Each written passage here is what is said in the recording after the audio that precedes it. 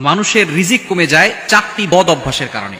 কিছু বদ অভ্যাস রয়েছে যার কারণে মানুষের রিজিক কমে যায়, রিজিকের ভিতরে প্রশস্ততা থাকে না, রিজিকের ভিতরে বরকত কমে যায়। এই ধরনের কাজ থেকে আমাদেরকে দূরে সরে আসতে হবে। নাম্বার ওয়ান, এক নাম্বার হচ্ছে সুদ খাওয়া।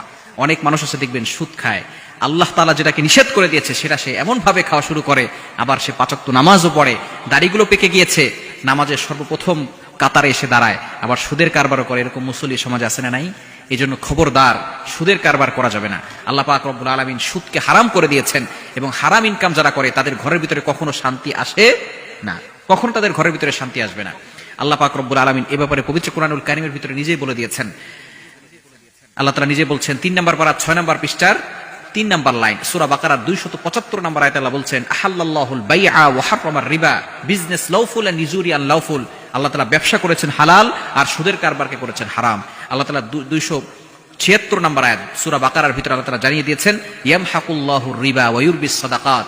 সাদাকা ডোনেশন করলে, দান করলে আল্লাহ তাআলা তার সম্পদের ভিতরে বরকত দান করে, কিন্তু যারা সুদ খায়, এই যারা সুদখোর, তাদের সম্পদের ভিতরে আল্লাহ তাআলা কখনো বরকত দান করেন না। সুতরাং রিজিক কমে যাবে এক নাম্বার যে বদঅভ্যাস, সেটা হচ্ছে সুদ খাওয়ার কারণে, এবং তাদের নামাজ, তাদের রোজা, কোনো ইবাদত আল্লাহ তাআলা কবুল করবে না। এবং সবচেয়ে নিম্ন গুনাহ হচ্ছে আপন মায়ের সাথে জিনা করার গুনাহ।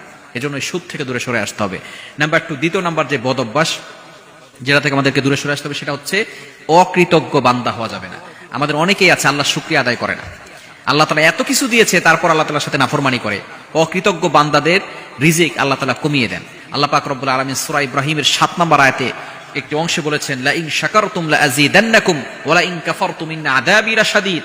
আল্লাহ তাআলা বলছেন, যারা আমি আল্লাহর নিয়ামতের শুকরিয়া আদায় করবে, আমি আল্লাহ তাদেরকে বাড়িয়ে দিব, কিন্তু যারা নিয়ামতের শুকরিয়া আদায় করবে না, অকৃতজ্ঞ বান্দা হবে, আমি আল্লাহ তাআলা তাদের নিয়ামতকে ছিনিয়ে নিব, এবং তাদের জন্য রেখেছি ভয়াবহ আযাব। সুতরাং অকৃতজ্ঞ বান্দা হওয়া যাবে না।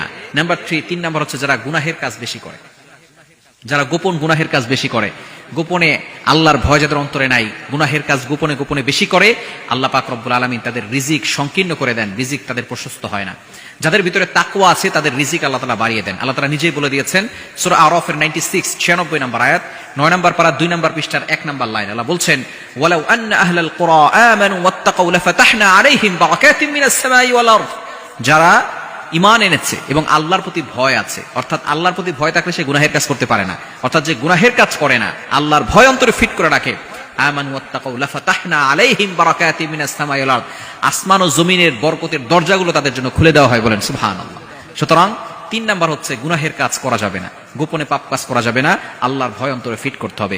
এবং ৪ নাম্বার হচ্ছে যে বদঅভ্যাস, সেটা হচ্ছে উদাসীনতা হওয়া যাবে না, অলস হওয়া যাবে না।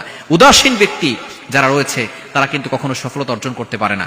তারা উদাসীন যারা, এই সমস্ত ব্যক্তিরা কোরআন থেকে গাফেল, যারা নবীজি সাল্লাল্লাহু আলাইহি সাল্লামের সুন্নাহ থেকে গাফেল, যারা আল্লাহ তাআলার বিধান থেকে গাফেল, যারা উদাসীন হয়ে রয়েছে, আল্লাহ পাক রব্বুল আলামিন তাদের রিজিককে সংকীর্ণ করে দিবে। সুতরাং এই বদঅভ্যাস থেকে আমাদেরকে দূরে সরে আসার তৌফিক দান করেন, এবং বেশি বেশি করে আল্লাহ তাআলার ইবাদত করে আমাদের রিজিকের ভিতরে যাতে করে প্রশস্ত করতে পারি, আমাদের রিজিকের ভিতরে বারাকা আনতে পারি, আল্লাহ তাআলা সেই